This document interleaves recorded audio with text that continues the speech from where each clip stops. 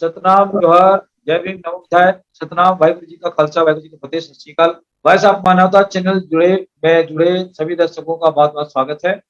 मैं हूँ जगदीश। आज हमारे साथ पूर्व की भांति हमारे साथ श्यामलाल भार्गव सब जुड़ गए हैं। भार्गव साहब, बहुत बहुत स्वागत है। सत श्री अकाल। जय भीम। जय भीम सर। जैसा कि हम सब लोगों को मालूम है कि समय समय पर हम विभिन्न महान पुरुषों और विद्वान जनों की बातों को लेकर हम डिबेट पर आते रहते हैं और विद्युजीवियों के माध्यम से हम लोग अपनी परिचर्चा पर शामिल करते हैं। जैसा कि चार्ल्स डार्विन के सिद्धांत को लेकर आज का विषय हमारा जो है उस पर हम चर्चा करेंगे हमारे विद्वान श्यामलाल भार्गव साहब से। तो मैं चाहूंगा कि जो चार्ल्स डार्विन जी हैं, इनका जन्म 12 फरवरी 1809 को ब्रिटिश इंग्लैंड में पैदा हुए थे वो। और वो एक प्रकृतिवादी थे। तो उनके सिद्धांतों को लेकर, उनके जीवन संघर्ष को लेकर, उनके विचारों को लेकर हम आज अपने विद्वान साथी भार्गव साहब से हम बात करेंगे। तो सबसे पहले मैं जो चार्ल्स डार्विन के जो सिद्धांत हैं उसके परिचर्चा करने से पहले श्यामलाल भार्गव साहब का स्वागत करता हूं और आज की इस प्रमुख विषय पर, उनके सिद्धांतों पर, उनके विचारों पर आज का जो हमारा विषय समर्पित है उसी को लेकर मैं भार्गव साहब से आग्रह करता हूं कि वो अपने विचार रखें। भार्गव सर। जय भीम सर। आज के जो स्ट्रीम है इस पर सबसे पहले आदरणीय सिंह साहब, आदरणीय कुर्रे साहब जी, आप सभी को जय भीम, जय संविधान। आज का ये विषय बहुत महत्वपूर्ण विषय है।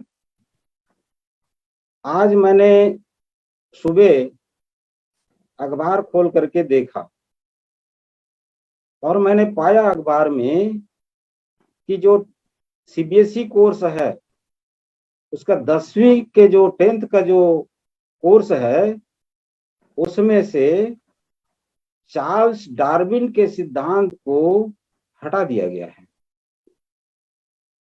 मैं ये देख करके दंग रह गया। मुझे विश्वास नहीं हुआ कि ये कैसे हो सकता है, कैसे कर सकते हैं।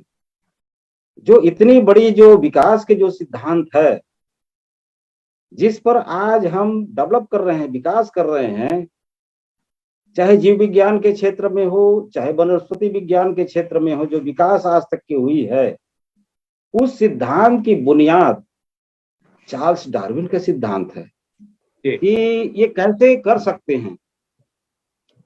मैंने गूगल सर्च किया, गूगल में भी मुझे पता चला कि सचमुच जो है 10th की जो किताब है, सीबीएसई का कोर्स है, उसमें से चार्ल्स डार्विन के सिद्धांत को पढ़ाई से हटा दिया गया है। मैंने इस पर खंगालना शुरू किया तो मुझे पता चला कि जब कोरोना आया था 2 साल पहले, तो उस समय ये कह करके इसको जो है कुछ समय के लिए हटाया गया था कि बच्चों के ऊपर में कोरोना के टाइम पे ज्यादा बोझ बढ़ रहा। आज कोरोना खत्म हो गई है, लेकिन आज उसको पूरी तरीके से कोर्स की किताब से हटा देना ये बहुत बड़ा साजिश मुझे दिखाई दे रहा है। आइए उस साजिश से आज पर्दाफाश करते हैं। पिछले एपिसोड में हमने अल्बर्ट आइंस्टाइन के बारे में बताया था, साइंटिफिक टेम्परामेंट के बारे में। आर्टिकल 51 का के जग को लेते हुए साइंटिफिक टेम्परामेंट और स्पिरिट ऑफ इंक्वायरी को लेकर के हमने एक स्ट्रीम पिछले एपिसोड में किया था। आज का विषय भी स्पिरिट ऑफ इंक्वायरी और साइंटिफिक टेम्परामेंट से जुड़ा हुआ सवाल है।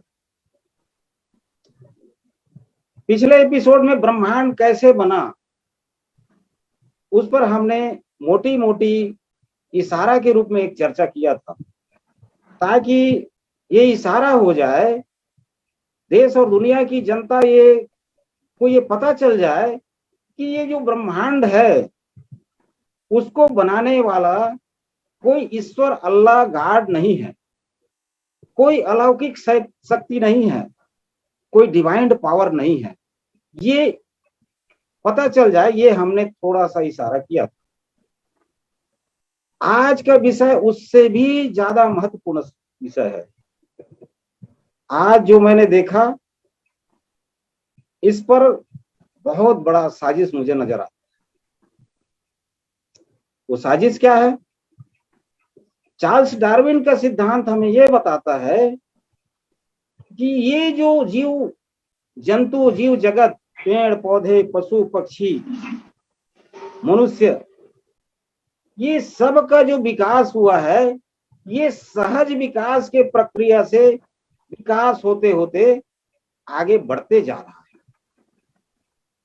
और इस विकास में किसी भी प्रकार का कोई देवी देवता, ईश्वर, अल्लाह गॉड का कोई रोल नहीं है। उन्होंने ये सिद्ध किया है और ये प्रमाणित रूप से सिद्ध किया है। इसलिए ये जो धर्म के जो ठेकेदार हैं, ईश्वर अल्लाह गॉड के जो ठेकेदार हैं, उनको ऐसा खतरा महसूस होने लगा है कि अगर चार्ल्स डार्विन के सिद्धांत को अगर बच्चों को लंबे समय तक पढ़ाया जाए तो वो समझ जाएंगे कि इस ब्रह्मांड को बनाने में और जीव जगत के बनने में और उसका विकास में किसी ईश्वर अल्लाह गॉड का कोई रोल नहीं है। ये उनको खतरा दिखाई दे रहा है। उनकी राजनीति खत्म होने वाली है। इसलिए उन्होंने प्लानिंग के तहत जानबूझ करके डार्विन के जो सिद्धांत है उसको कोर्स से हटा दिया और इसका कोई प्रतिक्रिया देश के अंदर में दिखाई नहीं देता है। पढ़ने वाले विद्यार्थी भी इसको ठीक ढंग से आज तक समझ नहीं पाए कि विकास का सिद्धांत क्या है, इसलिए इसका प्रतिक्रिया दिखाई नहीं दे रहा। इसके विरोध में कोई आवाज सुनाई नहीं दे रहा है। ये चुपचाप तरीके से कोर्स की किताब से हटाया गया। जब वैज्ञानिकों को हमारे देश के अंदर में ये पता चला तो टॉप के जो 1000 वैज्ञानिक हैं उन्होंने ज्ञापन सौंपा है सरकार को कि इसको कोर्स की किताब से न हटाया जाए, क्योंकि ये बेसिक है मेडिकल साइंस, जीव विज्ञान और वनस्पति विज्ञान का। उन्होंने आवेदन दिया। अब मैं ये कहना चाहता हूं कि बताना चाहता हूं कि चार्ल्स डार्विन का सिद्धांत क्या है, वो क्या बताना चाहता है। चार्ल्स डार्विन हमें ये बताते हैं कि नेचुरल सिलेक्शन थ्रू, मतलब ये सहज विकास के से ही जो है ये प्रकृति बना है। जी। इसमें किसी भी डिवाइन पावर का कोई रोल नहीं है। जैसे उन्होंने अपने समय में खोज किया, शोध किया, ये 1857 के आसपास की घटना है और उन्होंने इंग्लैंड से निकल करके अमेरिका गया। अमेरिका की एक टापू में उन्होंने ये खोज किया। वो वनस्पति वैज्ञानिक थे, जीव वैज्ञानिक थे और उन्होंने ये वहां से सबूत लाया, प्रमाण लाया और उस प्रमाण में उन्होंने बहुत सारे जो जीव जंतु हैं या जो है वनस्पति है उसको उन्होंने प्रमाणित किया और इसका शोध पत्र उन्होंने प्रकाशित किया और 1871 में उन्होंने एक किताब लिखा, चार्ल्स डार्विन का सिद्धांत, सहज विकास की प्रक्रिया। उसमें उन्होंने बहुत सारे जीव जंतुओं का उदाहरण प्रस्तुत किया। जैसे उदाहरण के तौर पर उन्होंने ये कहा कि जैसे कछुए के बारे में उन्होंने उस टापू पर पहला शोध किया कि कछुआ इस पृथ्वी पर कई प्रकार के कछुआ मिलते हैं। इंडिया के अंदर में अलग प्रकार के कछुए हैं। आप इसी को दक्षिण अफ्रीका में जाएंगे तो उनका जो है टाइप जो है, जो सेल का टाइप है वो बदल जाता है। उनकी जो है जो मुंह है वो लंबी गर्दन वाली होती है। इंडिया के अंदर में जो है जो कछुआ है उसकी सेल जो है ढका हुआ होता है, वो अपने जो है गर्दन को ऊपर नहीं उठा सकता है। ये कारण उन्होंने इसका बताया कि प्रकृति में जीवों का जो है जो हवा के कारण, हवा के बहाव के कारण या पानी के बहाव के कारण इधर उधर प्रकृति में जीव जंतु जो है पहुंचते रहते हैं और वहां के आबो हवा के हिसाब से वो अपने आप को इवॉल्व करते रहते हैं, विकास की ओर ले जाना चाहते हैं। क्योंकि प्रकृति का नियम है कि हर जीव जो है वो मौत से डरता है, जीवन उसको चाहिए, जीवन की लालसा और मौत की डर। मौत के डर के कारण जो है वो जहां भी जिस परिस्थिति में रहता है उस परिस्थिति में ढलने की कोशिश करता है। जैसे दक्षिण अफ्रीका में आप जाएंगे, अमेरिका में जाएंगे तो वहां के जो कछुए हैं उसकी नेक जो है, गर्दन जो है लंबी होती है। क्यों होती है? वहां उसको भोजन जो है साधारण तरीके से जमीन में नहीं मिलता है। वो कैक्टस के पौधे हैं, वो कैक्टस के पौधे के ऊपर जो पत्ते हैं उसको उनको खा करके जीवित रहना पड़ता है। जीवन के लिए उन्होंने अपने आप को म्यूटेशन के दौरान वो म्यूटेट करके अपने गर्दन को धीरे धीरे करके लाखों साल में वो लंबा करके परिवर्तित कर दिए। इसी प्रकार से इंडिया के अंदर में आप ले लीजिए, यहाँ जमीन पे बहुत आसानी से समुद्र के किनारे में यहाँ के कछुआ को भोजन मिल जाता है, तो उनको उनकी गर्दन जो है छोटी रहती है, उनकी सेल ऐसा ढका हुआ रहता है, वो ऊपर उठाना भी चाहेंगे अपनी गर्दन को तो यहाँ नहीं उठा पाएंगे, क्योंकि सहज के विकास के प्रक्रिया में उनकी सेल, उनकी खोल वैसी बन गई। चिड़ियों में भी आप देख लीजिए, एक ही प्रजाति के चिड़िए अलग अलग जब रहते हैं अलग अलग स्थानों पर, आप एक ही प्रजाति के चिड़िया आप अमेरिका या दक्षिण अफ्रीका का देख लीजिए, इंग्लैंड का देख लीजिए, इंडिया का देख लीजिए, एक ही प्रजाति के चिड़ियों के जो चोंच है, किसी के चोंच जो है बहुत कठोर और चपटा होता है। जैसे आप गौरैया को ले लीजिए, गौरैया का जो चोंच है हमारे इंडिया के अंदर में आप देखेंगे तो पतला बारीक चोंच है और वो ठोस है।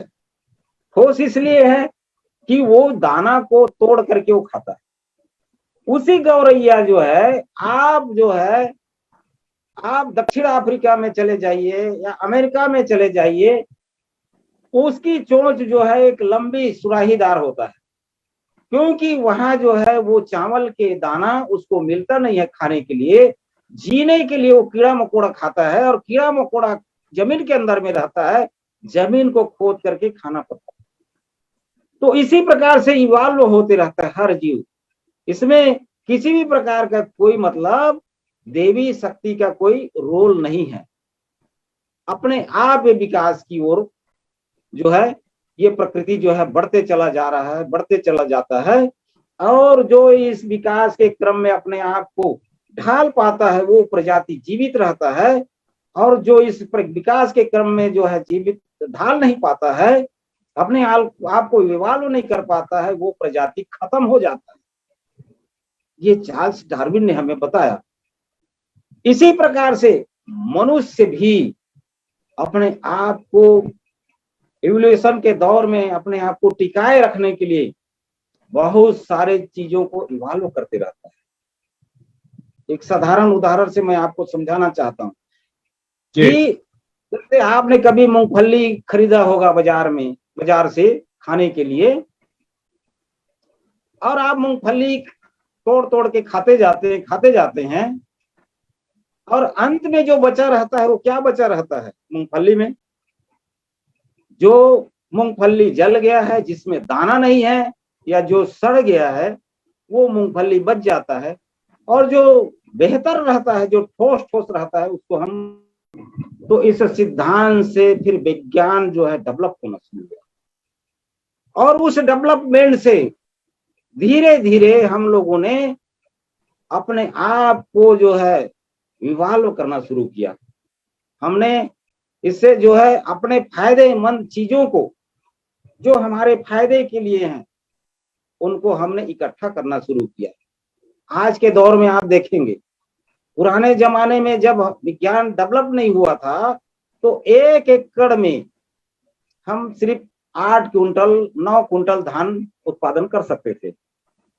लेकिन हमने जो है इस सिद्धांत को समझा, इवोल्यूशन के सिद्धांत को समझा, चार्ल्स डार्विन के सिद्धांत को समझा, और हमने उन दानों को जो है सेलेक्ट किया जो पैदावार ज्यादा देता है।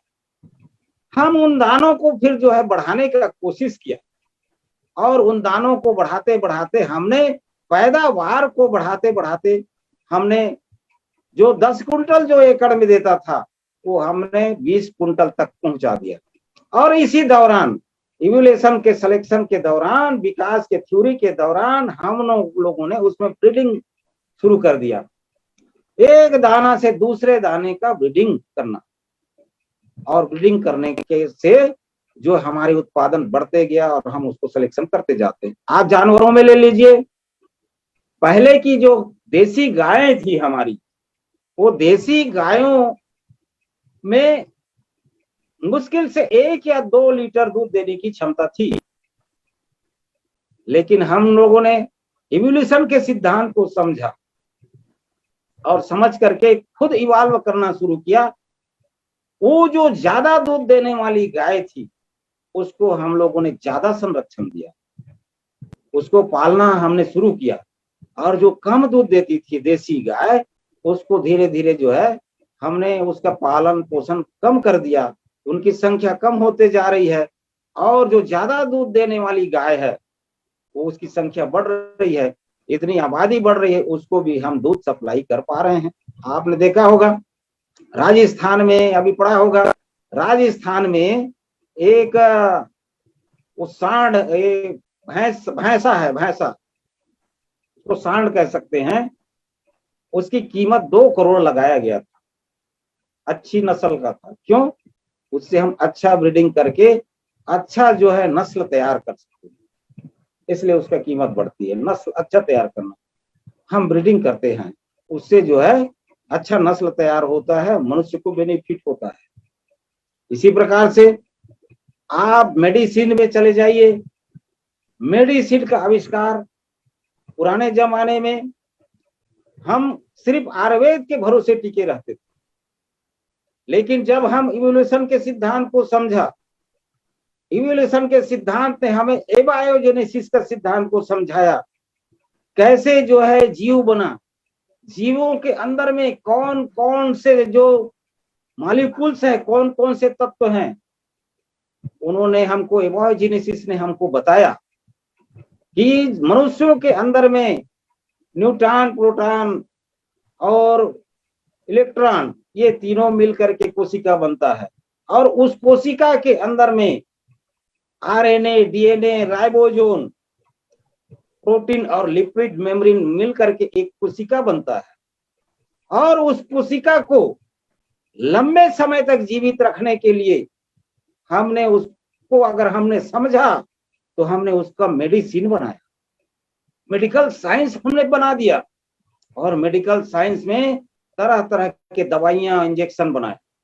जैसे अभी हाल ही में कोरोना आया था, कोरोना में हम लोगों ने बहुत कम समय में कोरोना के लिए टीका इजाद कर दिया।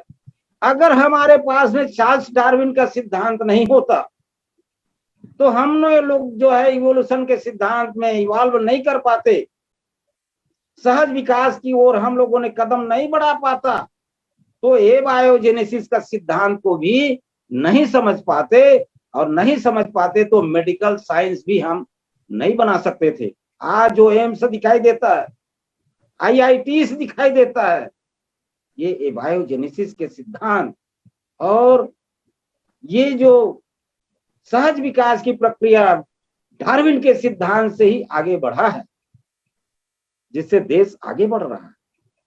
खतरा सिर्फ इतना ही है, जो अंधविश्वासी जो लोग हैं, जो पाखंडी हैं, उनको ऐसा लगने लगा है कि अगर ये जो सिद्धांत को अगर लगातार पढ़ाया जाएगा तो ये भगवान भगवती का जो पाखंड जो देश के अंदर में चल रहा है, जिसका वो ठेकेदारी लेकर के हजारों साल से लूट रहे हैं, देश की जनता को गुलाम बना के रखे हैं, उनकी सत्ता चली जाएगी। इसलिए वो चाहे दुनिया बर्बाद हो जाए तो हो जाए, देश बर्बाद हो जाए, कंगाल हो जाए, और वो इस सिद्धांत को ही कोर्स के किताब से हटा रहे हैं। हमें ये बात समझ में नहीं आ रही। मुझे बड़ा ताज्जुब हुआ कि सुबह सुबह जब ये इतनी बड़ी खबर छपी पेपरों में, कोई किसी को मैंने आज दिन भर में बोलते हुए नहीं देखा कि ये सिद्धांत इतना महत्वपूर्ण सिद्धांत है, इसको कैसे हटा दिया, देश को किधर ले जाना चाहता है इस सरकार। कोई बोलने को तैयार नहीं। वो इसलिए क्योंकि ये सिद्धांत को जब से पढ़ाया जा रहा है, तब से पढ़ाने वाले जो टीचर हैं और पढ़ने वाले विद्यार्थी, ये दोनों ने ठीक से नहीं समझा। पढ़ाने वाले टीचर इस भावना से प्रेरित है कि इस ब्रह्मांड को, इस जीव जंतु को किसी ईश्वर अल्लाह गॉड में ऊपर से टपका दिया है, और वो जो है स्टैटिक है और वो वैसा ही चला जा रहा है, कोई इसमें बदलाहट नहीं है। ये सदियों से वो धार्मिक किताबों से पढ़ा है, उसके दिमाग में वो बात बैठी हुई है। जब वो पढ़ाने जाता है तो इसी दिमाग को लेकर के वो विद्यार्थी को भी पढ़ाता है, और वो समझ नहीं पाता है सहज विकास की प्रक्रिया, चार्ल्स डार्विन के सिद्धांत को। इसी प्रकार से विद्यार्थी भी जब पढ़ने जाता है तो घर से ही उसको ये दिखाई देता है, माँ बाप उसको सिखा देते हैं कि ये जो ब्रह्मांड है और ये जीव जगत है वो बना है, वो किसी दैवी शक्ति, डिवाइन पावर ने बनाया है। बाहर कदम रखता है तो वो डिवाइन पावर की जगह जगह मंदिर देखता है, मूर्तियां देखता है। स्कूल जाने के लिए निकलता है तो जगह जगह पंडाल में उनको माइक और लाउड स्पीकर की सुनाई देता है कि इस ब्रह्मांड को किसी देवी देवता ने बनाया है, उसके सिवाय और कोई पावर नहीं है। ये उसको लाउड स्पीकर से, पंडालों से सुनाई देता है। फिर जब वो स्कूल में जाता है, अंदर दाखिल करता है, तो स्कूल के दीवारों में वो लिखा रहता है कि ओम भूर्भुवः स्वः तत्सवितुर्वरेण्यं भर्गो देवस्य धीमहि धियो। हम धर्मनिरपेक्ष देश में रहते हैं, इसके बावजूद भी जो सरकारी स्कूल और कॉलेज है उसमें ये पढ़ा दिया जाता है, किसी धार्मिक चीजों को दीवारों में लिखा रहता है। ये गैर कानूनी है। बच्चा इसको देखता है और उसके दिमाग में वैज्ञानिक दृष्टिकोण पैदा नहीं होता है। इसलिए वो चार्ल्स डार्विन के सिद्धांत को पढ़ने के बावजूद भी नहीं समझ पाता है, उसको सिर्फ नंबर लेने के लिए वो पढ़ता है। जी जी, ये भार्गव तो जी हमारे हमारे साथ मेघराज जी आ गए हैं। मैं थोड़ा मेघराज जी का भी प्रतिक्रिया ले लेता हूँ इस विषय पर।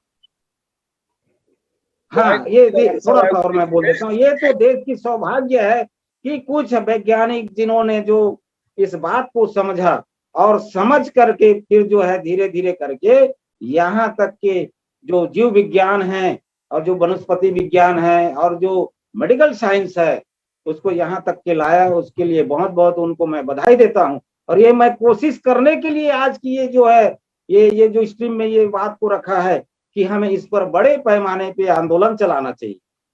जो जिस फोरम में है उस फोरम में इस विषय पे बड़े पैमाने पे व्याख्या होना चाहिए।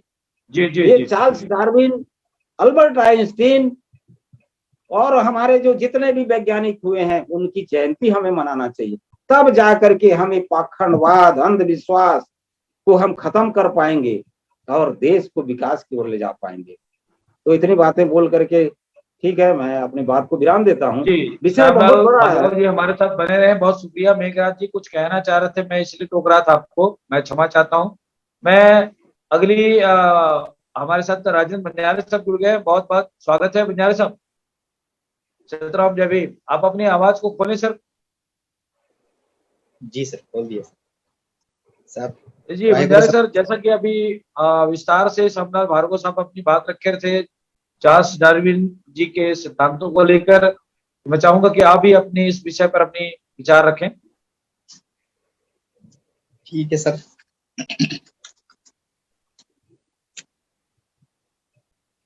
वाहिगुरु सतनाम। वाहिगुरु फतेह। चार्ल्स डार्विन का सिद्धांत, उनका मत था कि प्रकृति कर्मी परिवर्तन द्वारा अपना विकास करता है। मतलब जो प्रकृति में जो भी जीव जंतु होते हैं वो अपना क्रम के अनुसार से परिवर्तनशील होता है। उनका मानना था कि हम सभी के पूर्वज एक ही हैं। हर प्रजाति, चाहे वह पेड़ की हो या फिर जानवर या मानव की, सभी एक दूसरे से संबंधित है।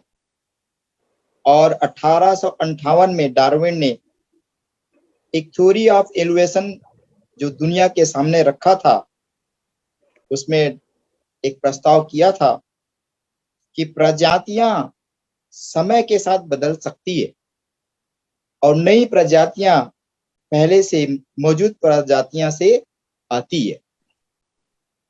इसका कहने का मतलब यह है कि जो भी जीव जंतु है वो हमेशा बदलते रहता है और पुरानी प्रजातियां, पुराने जो जीव जंतुओं से ही नई जीव जंतुओं का उत्पत्ति होती है और सभी प्रजाति एक सामान्य पूर्वज साझा करता है। जिस तरह से उनकी पूर्वज है उनके अनुसार से वो आपस में व्यवहार करता है और ये प्रत्येक प्रजाति के सामान्य पूर्वज एक वंशागत आनुवंशिक अंतरों का एक अपना अनूठा एक तरह से वो सेट बनाता है, अनूठा सेट तैयार करता है जो धीरे धीरे बहुत लंबी अवधि में जमा हो जाता है। तो ये इस तरह से ये डार्विन का सिद्धांत है। उसने जानवरों के प्रति दो सिद्धांत बनाया है कि जानवरों ने विविध समूह, जितने जानवर है उसमें एक समूह होता है और कुछ समय पूर्वजों उनके पूर्वज से ही होते हैं, सामान्य उनके पूर्वज होते हैं उसी तरह से होता है। दूसरा यह बताया कि वह तंत्र है जिसके द्वारा यह जीव विकसित होता है और प्राकृतिक चयन है। यह स्पार का नोट पहले प्रजाति की उत्पत्ति पर एक नजर आता है और ये जांच में पाया गया कि जीवों के स्वाभाविक रूप होने से उनमें विभिन्नता के बाद जीवों में अलग अलग जीवित रहने से उनके विकास में समझा जा सकता है कि एक प्रक्रिया के तहत अपना प्रकृति का चयन करता है। इसके अनुसार जीवों में एक संतान से दूसरे, अपने माता पिता से, इन तरीकों में विभिन्नताएं होती है जो वंशगत है। डार्विन के कुछ सिद्धांत और हैं जो एक सरल शब्दों में कहा गया है कि ये प्रजाति जो है में भिन्नता होती है, वंश क्रम का चयन और समय समय पर अनुकूलन और जीव जंतुओं जैसे कि पेड़ पौधे हैं, कीट है, पतंगे हैं, या अध्ययन से उसने एक निष्कर्ष निकाला कि पृथ्वी पर मौजूद सभी प्रजाति मूलतः एक ही प्रजाति से उत्पन्न हुई है। इस तरह से उनका एक सिद्धांत था कि सभी जो है जितने प्रजाति हैं सब एक तरह से होते हैं। तो चार्ल्स डार्विन ने फिर 1809 में, वैसे तो वो पैदा जरूर हुए था 1809 में, पर वो आगे चल करके एक जानकारी दिया था कि उसके सिद्धांत से कि ये पेड़ पौधे जितने हैं, मानव जीव जंतु हैं, सब एक दूसरे से अपनी पुरानी जैविक प्रवृत्ति के कारण ही वो हो कर पाता है।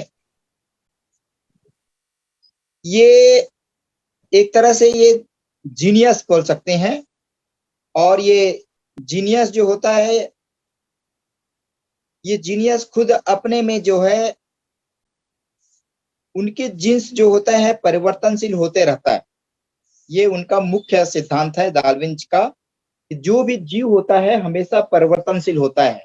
जैसे कि मनुष्यों में, बाकी जीवों में पहले अलग अलग अंडज, पिंडज और स्वदेश, ये 4 प्रकार के होते हैं। अंडज, पिंडज, स्वदेश और निश्चल, ऐसे करके 4 होते हैं जो जीव जंतु अंडे के रूप में देते हैं।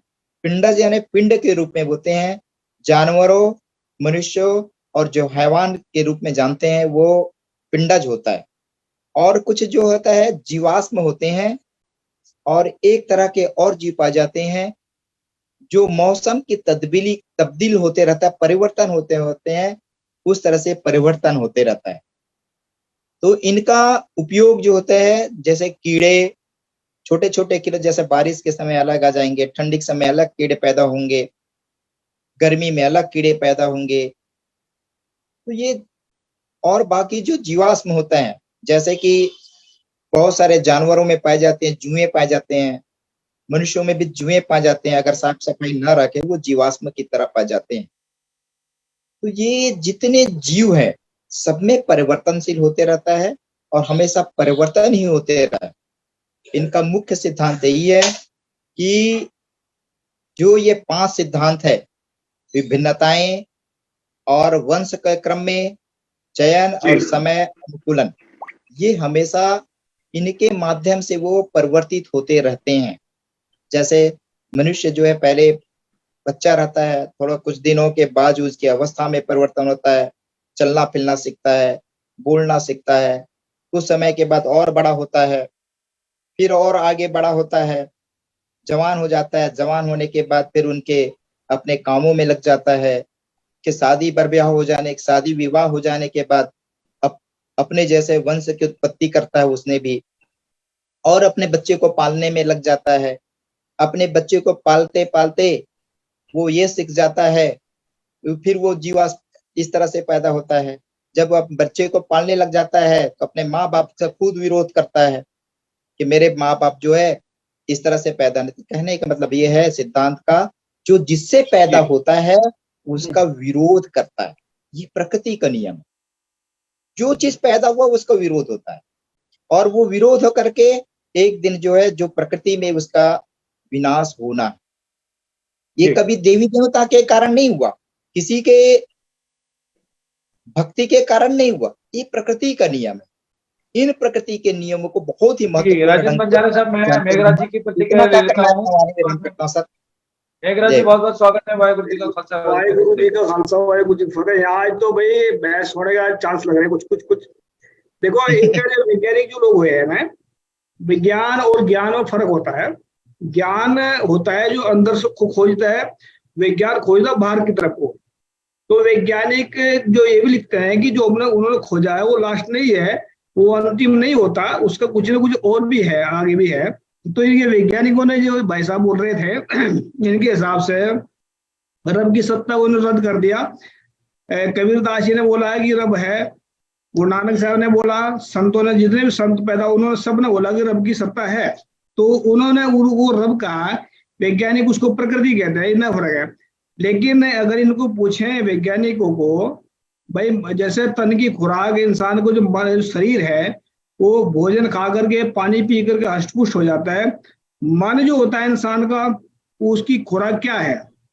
और दूसरी बात, अगर इंसान का जो है मतलब जो पांच तत्व हैं, हवा, पानी, धरती, आकाश और आग, इन चीजों से 5 तत्व से बना करके वो कुछ ना कुछ बना देते हैं, जो भी बनाया। तो उसके अलावा कोई और चीज के तत्व खोज करके उन्होंने कोई चीज तैयार करी हो तो कौन सा बताया ना।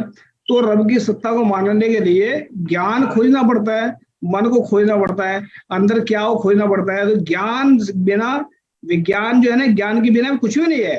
लेकिन विज्ञान जो है वो बाहर खोज करके अगर ये कह रहे कि रब की सत्ता नहीं है तो ये गलत होगा, ये सही नहीं है।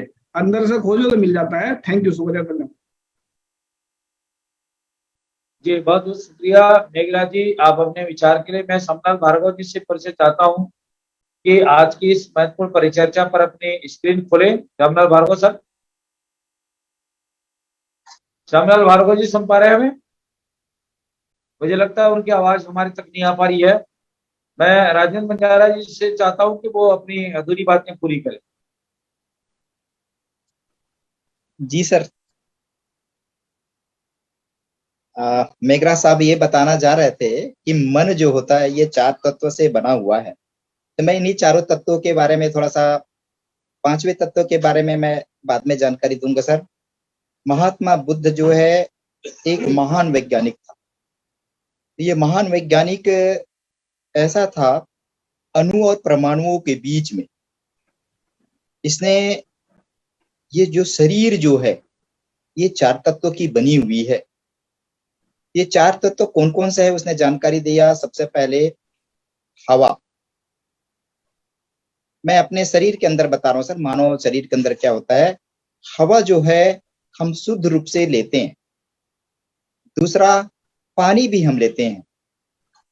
और तीसरा, मिट्टी जो होता है ये जो जमीन में पैदा होता है, भोजन के रूप में हम ग्रहण करते हैं, चाहे वो गेहूं हो, चावल हो, फल हो, फूल हो, जो भी हो। ये चारों जो तत्व है, हमारे तीनों तत्व हमारे अंदर उत्पन्न रहते, बुद्धिमान हमेशा रहते हैं।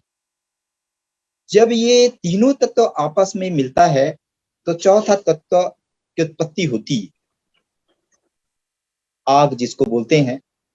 तो इसको समझने के लिए हम बहुत ही सरल तरीका है कि आग क्या होता है।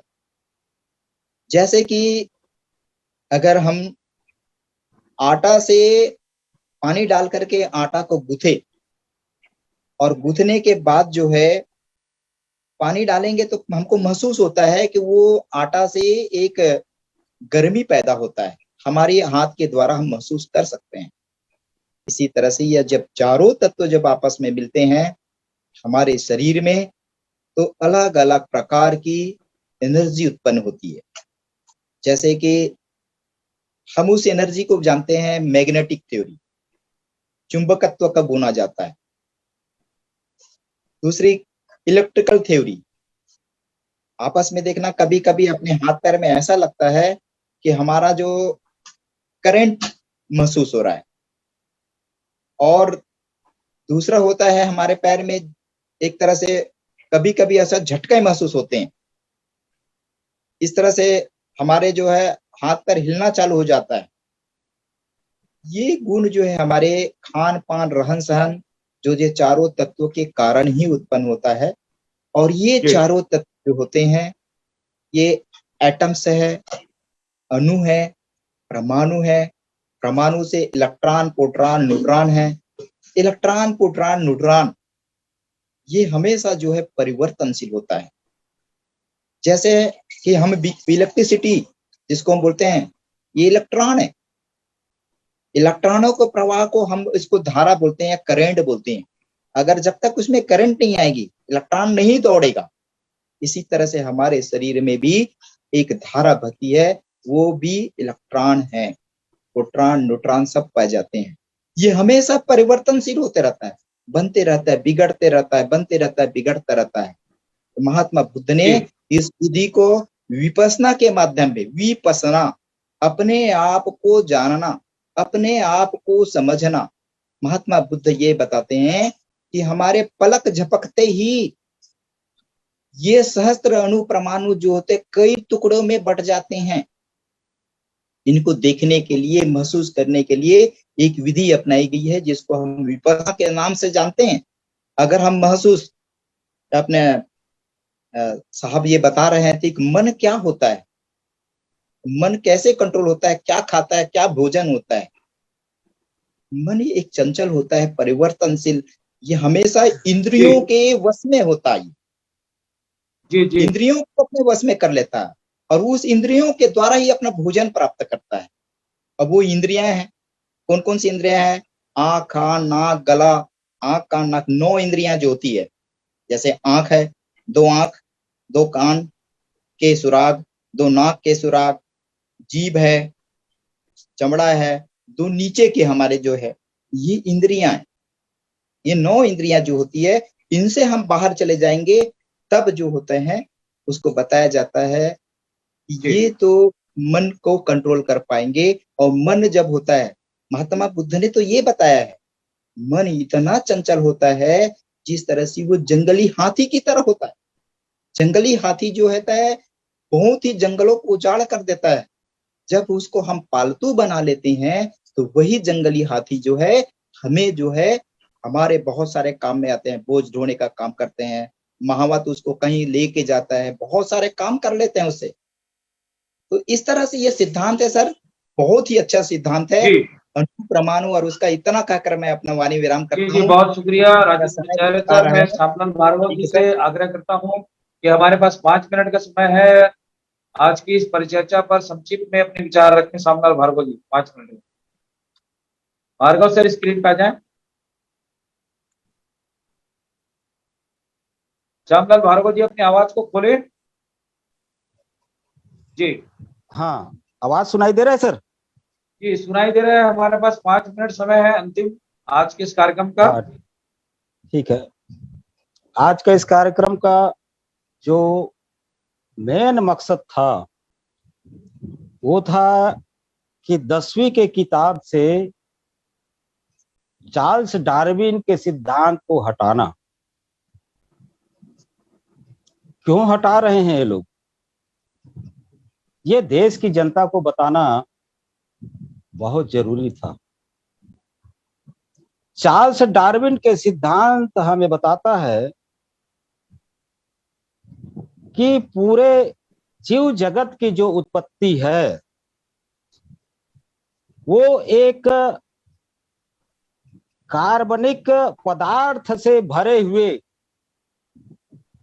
गर्म तालाब से पैदा हुआ। उन्होंने हमें यह बताया कि 4.5 अरब साल पहले ये पृथ्वी बना। उसके बाद में पृथ्वी को ठंडा होने में काफी समय लगा और 3,50,000 साल पहले फिर एक नया कोशिका का जन्म हुआ, जिसको हम कहते हैं सिंगल लिविंग सेल। वैज्ञानिकों ने जो जीवाश्म मिला उनको कार्बन डेटिंग से उन्होंने पता किया कि 3,75,000 साल पहले वो कोशिका, पहला कोशिका बना और उस पहला कोशिका को उन्होंने नाम दिया हिंदी में अमीबा और अंग्रेजी में उसको उन्होंने कहा लूका, LUCA, last unified common ancestor, यानी पहला कोशिका। उस पहले कोशिका से ही ये सारे जीव जगत बने हुए। तब ना तो कोई ब्रह्मा विष्णु महेश बना था, तब ना तो कोई इंसान बना था। ये इवाल्व होते होते कोई 2 लाख साल पहले ही इंसान बना। इंसान को भी अपने दिमाग को विकसित करने में काफी समय लगा। कोई 70,000 साल पहले इंसान का दिमाग विकसित हुआ और जब इंसान का दिमाग विकसित हुआ तब कोई राउत तेली नाई धोबी गुना देवस्या नहीं था उस टाइम पे। ना कोई भगवान भगवती था, ना कोई ईश्वर अल्लाह गाड था उस टाइम पे। जब धीरे धीरे विकास के क्रम आगे बढ़ते गया, दिमाग खुलते गया, मनुष्य अपने चारों तरफ देखा, आसपास के चीजों को देखा, जब उनको समझ में नहीं आता था तब उन्होंने किसी दैवी शक्ति की कल्पना किया और उस दैवी शक्ति की कल्पना करने के बाद में हमेशा हमेशा के लिए अपने प्रभु सत्ता जमाए रखने के लिए कुछ चालाक किस्म के लोगों ने देवी देवता का निर्माण करके ये जाति पाति वर्ण व्यवस्था का स्थापना किया। अगर चार्ल्स डार्विन के सिद्धांत को हम ठीक ठीक लोगों को समझा दें तो ये भगवान भगवती की सत्ता जिस पर आज पूरे दुनिया जो है पागल हो रहा है, साइंस के खिलाफ जा रहा है, डेवलपमेंट के खिलाफ जा रहा है, उसको रोका जा सकता है। पखंडी लोग ये नहीं चाहते हैं कि वो भगवान भगवती की जो सत्ता है वो कम हो जाए। इसलिए मैं देश की जनता को और आप जैसे जो ये मीडिया चला रहे हैं, जो जिस फोरम में भी है उस फोरम में अपने इस बात को रखने की जरूरत है। जी, देश को अगर आगे ले जाना है, सनातन की ओर नहीं ले जाना है। सनातन यानी कपड़ा लपेट करके पत्तों का कपड़ा बनाना, ब्राह्मणवाद का वर्चस्व कायम करना। राजेंद्र सिंह जी, तो मैं एक बात करना, इसको चलाने की जरूरत है। टाइम ज्यादा हो रहा है, ये लंबा स्ट्रीम है, तो ठीक है। मैं अनुरोध करना चाहता हूं देश की जनता को कि चार्ल्स डार्विन के जो सिद्धांत है इसको सिलेबस में जुड़वाया जाए। सरकार को लेटर लिखे, जो बन सकता है वो करें, लेकिन ये सिद्धांत को बच्चों को पढ़ाया जाए और ठीक तरीके से पढ़ाया जाए, रेशनल तरीके से पढ़ाया जाए। ठीक है, इतनी बात कह करके मैं अपनी बात को विराम देता हूं। जी, बहुत बहुत शुक्रिया शंकर भार्गव जी। मेघराज जी, लास्ट कमेंट के रूप में आज की इस परिचर्चा पर विचार रखें। मैं देखो, पता है दो चीजें सामने आती है। एक तो बहुत सारे बोलते हैं कि लोग हम नास्तिक हैं, और बहुत सारे बोलते हैं हम आस्तिक हैं। हम ये दोनों चीज रद्द करते हैं कि ना तो आस्तिकता ठीक है ना नास्तिकता ठीक है। वास्तविकता में जाएं। अगर वो आपने खोजा, ये जो आप बोल रहे हैं ये किसी और का खोजा हुआ है पर आप विश्वास कर रहे हैं, खुद का खोजा कुछ भी नहीं है, तो आप सिर्फ भेड़ चाल में चल रहे हैं। जब तक आप खुद नहीं खोजेंगे किसी बात को तो आप वास्तविकता में नहीं जाएंगे। गौतम बुद्ध की बात करते हैं लोग, उनको बोलते हैं कि वो नास्तिक थे। ये सबसे बड़ा बेवकूफ बड़ा सवाल, मतलब ये जवाब मिलता है कि वो नास्तिक नहीं थे, वो आस्तिक भी नहीं थे, वो वास्तविक थे। उन्होंने खोजा और खोज कर जो खोजा उन्होंने लोगों को दिया। तो वास्तविक पता में जब तक आदमी नहीं जाएगा तब तक इस बात को नहीं समझ पाएगा। अरे मैंने एक सवाल भी खड़ा किया था आपको श्यामलाल जी, अगर आप इसको सवाल का जवाब ढूंढेंगे ना कि मन की खुराक क्या है, अगर आप इसको समझ पाए तब आप रब की सत्ता को समझ पाएंगे। ज्ञान विज्ञान अलग वो चीजें ठीक है, मतलब विज्ञान भी बहुत जरूरी है। विज्ञान ने जितना नुकसान आज किया ना, इतना ज्ञान ने नहीं किया। ज्ञान इंसान को ज्ञान सिखाता है, लेकिन विज्ञान जो है ना, अभी जो लड़ाइयां हो रही हैं, यूक्रेन की लड़ाई देख लो आपने, ये विज्ञान ने किया ना। वैज्ञानिक ने निकाला, विज्ञान ने निकाले, जहाज निकाले विज्ञान ने निकाले, लेकिन हेलीकॉप्टर ये एक दूसरे पर हमला कर रहे हैं भी विज्ञान ने निकाले, एक ज्ञान नहीं निकाले। लेकिन ज्ञान का ही इस पर जो है ना हम अलग से स्ट्रीम चलाएंगे। लड़ाइयां क्यों हो रही है, विज्ञान ने कितना नुकसान पहुंचाया इंसान को, कितना फायदा पहुंचाया, ये लंबा चर्चा है। इस पर ये कह देना कि विज्ञान ने नुकसान पहुंचाया, ये बात कहना चाहता हूँ सही नहीं है। जब तक आप नहीं करेंगे तब तक नहीं समझ पाएंगे। ज्ञान ने ही मनुष्य को आगे बढ़ाया है, अन्यथा आप पत्तों के कपड़ा में रहते। आज जो मानव दिख रहा है ना, वो उसकी प्रजाति समाप्त हो गई होती अगर विज्ञान नहीं होता। ज्ञान से निकला विज्ञान है, याद रखिए इस बात को। अगर दिमाग नहीं सोचेगा कुछ तो ज्ञान उत्पन्न हुआ, तो विज्ञान उसने खोजा बाहर जाकर के, तो ये इससे ज्ञान से पैदा हुआ विज्ञान। और विज्ञान अगर बिगड़ गया जाकर वो एक चीज की और आपको मैं मतलब ये दे देता हूँ, उत्तर दे देता हूँ। आप कहते हैं कि आस्तिक और नास्तिक। अच्छा, एक मेरा सवाल आपसे, बस मन की खुराक क्या है? हाँ, जैसा तन की खुराक है ना, मेरा सवाल आपसे है कि जैसे हमारा शरीर है, इसकी खुराक रोटी खाना है और पानी पीना है और फल खाना है, राइट? तो मन जो होता है, इंसान के अंदर मन होता है, उसकी खुराक क्या है? जी, इस विषय पर हम लोग अलग से सेशन करेंगे, नास्तिक और आस्तिक के विषय में। आज का हमारा समय कंप्लीट हो चुका है। मैं आज के इस डिबेट को यही समाप्त करने के लिए अनुमति चाहता हूं। आप सभी लोगों का, मेघराज जी का अभी श्यामलाल जी थोड़ी का बहुत समझ की जी कमी है सर, हमें थोड़ा साइंस को समझना पड़ेगा। जी जी जी इसीलिए जो है ना, इस इस विषय जी को मैंने छेड़ा है। हम धीरे हाँ धीरे करके ये साइंस को पढ़ेंगे ना, जी अल्बर्ट आइंस्टीन को पढ़ेंगे, चार्ल्स डार्विन को पढ़ेंगे, ये सिद्ध किया गया है, जी इसका जी कोई काट नहीं है, ये प्रमाणित है, अच्छा ये एक कोई सवाल ऐसी और मैं थ्योरी नहीं है। तो इसको विज्ञान के जैसे लिए एक जैसे सवाल और खड़ा पढ़ेंगे, कर सकता हूँ। तो ये जो हमारे बीच में जो सवाल पैदा हो रहे हैं, वो सवाल अपने आप खत्म हो जाएंगे। इन सवालों मैं का विज्ञान जवाब के ऊपर उसी में एक सवाल मिलता जाएगा। विज्ञान के ऊपर एक सवाल और खड़ा कर देता हूँ। विज्ञान ने साबित किया है कि इंसान बंदर से इंसान बना है। विज्ञान ने साबित कर दिया, चलो मान लेते हैं इंसान मतलब बंदर से इंसान बना है। तो हर एक चीज की तरक्की हुई हो कुछ ना कुछ। अगर हाथी था, हाथी तरक्की करके क्या बना, और कीड़े मकोड़े तरक्की करके क्या बने। अगर इंसान बंदर से इंसान बन सकता है, तो जो हाथी है उसने तरक्की नहीं की होगी, वो भी तरक्की करके कुछ बना होगा। और कीड़े मकोड़े हैं, बिल्कुल उसने बिल्कुल, तरक्की करके क्या बने होंगे। मैं समझ गया आपके प्रश्नों मेरा का। सवाल ही सबसे ये आपका प्रश्न समझ हाँ गया मैं। ये भी एक जी जी चालाकी भरा जो है ना, एक मैं विचार है जो लगी फैलाया नहीं, गया। इतना कहना चाहता हूँ कि अरे विज्ञान सुनिए को ना पहले, लास्ट नहीं आप है, ना सुनिए तो कि पहले। ज्ञान लास्ट है।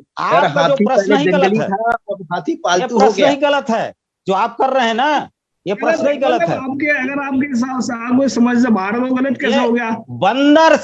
बंदर से इंसान नहीं बना है, वो ये वैज्ञानिक ने पाखंडियों का खोला है भी, फैलाया मैंने हुआ खोला जाल है, है। ये विज्ञान ने खोला है भी है। नहीं नहीं, किसी साइंस के किताब में नहीं पढ़ाया गया है। अरे ये भाई तो आपने जो अगर पूरा धार्मिक साइंस लोग नहीं पढ़ा हैं। वो अलग बात है, लेकिन नहीं ऐसा नहीं नहीं, ऐसा ऐसा बताया आप आपने पढ़ा, आपने सुना कोई है। नहीं बताया है, कोई किताब में ऐसा नहीं कहा गया है कि बंदर से इंसान हाँ, बना है। फिर भी पूरे बल्कि पूरे साइंस विज्ञान ये में पढ़े आप बताता बड़े है ध्यान से, विज्ञान नहीं बताया, कि मैंने बताया है इसको। नहीं नहीं नहीं, म्यूटेशन से इंसान बना है।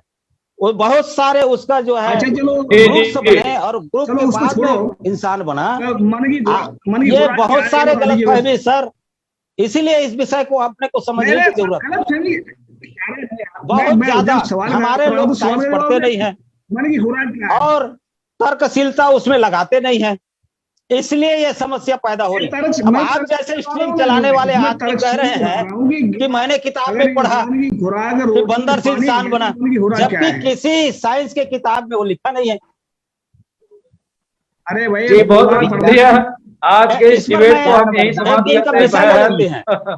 सर जी विज्ञान वरदान भी और विताप भी है। विज्ञान का अगर कोई उपयोग अभिशाप नहीं करेंगे है, तो आपका वरदान ही साथ है। देगा। बंजारे जी, जी बंजारे जी, आप भी जो है किस दिशा में बह रहे हो? नहीं नहीं, विज्ञान विज्ञान ही वरदान वरदान और है, विताप बोल रहा हूँ सर मैं। अन्यथा समाप्त हो विज्ञान गया जो है होता। जो वरदान होमो है, मतलब सेपियन है क्या आज है, के तारीख में। अगर मान लीजिए उसका उपयोग हम दुरुपयोग करेंगे तो अभिशाप बन जाएगा। जैसे कि बिजली है, वो हमको सब कुछ देता है, पंखा देता, हवा देता है। अब उसको तुम छेड़छाड़ करोगे तो अभिशाप माने मौत ले जाएगा ना वो। इस विषय पर हम उसी की फिर तरह से हो आने जाएगा। वाले सेशन में बात अगर करेंगे। जैसे तब तक के लिए परमाणु सब लोगों बना को बहुत है, बहुत बम शुक्रिया, बना लिया धन्यवाद। है किसी रक्षक, उसमें ले जाएंगे तो अब वो अभिशाप नहीं हो गया। ऐसा मैं जानना चाह रहा हूँ कि उसको जी बहुत विज्ञान बहुत का शुक्रिया उपयोग आप करने सब के लोगों लिए, के अपने अपने और विचार रखने ऐसा के लिए। करेंगे तो फिर वो हमारे लिए घातक भी रहेगा। ये बताना चाह रहा हूँ, उसका दुरुपयोग नहीं करना है। ठीक है सर। ठीक है, बहुत बहुत शुक्रिया आप सभी मेहमानों का। मैं वॉइस ऑफ मानवता चैनल में आज के खास डिबेट पर हुए परिचर्चा पर अपनी राय और प्रतिक्रिया से हमें अवगत कराएं, और वॉइस ऑफ मानवता चैनल से लगातार जुड़े रहें। बहुत बहुत शुक्रिया सभी मेहमानों का, श्यामलाल भार्गव जी का, बंजारी जी का, मेघराज जी का। वाहेगुरु जी का खालसा, वाहेगुरु जी की फतेह। शुक्रिया।